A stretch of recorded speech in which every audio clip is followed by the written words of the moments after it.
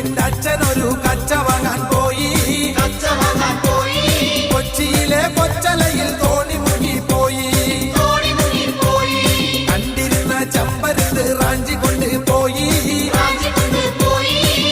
തെക്കൊരു തൈമണലിൽ കൊണ്ട് ചെന്ന് വെച്ച്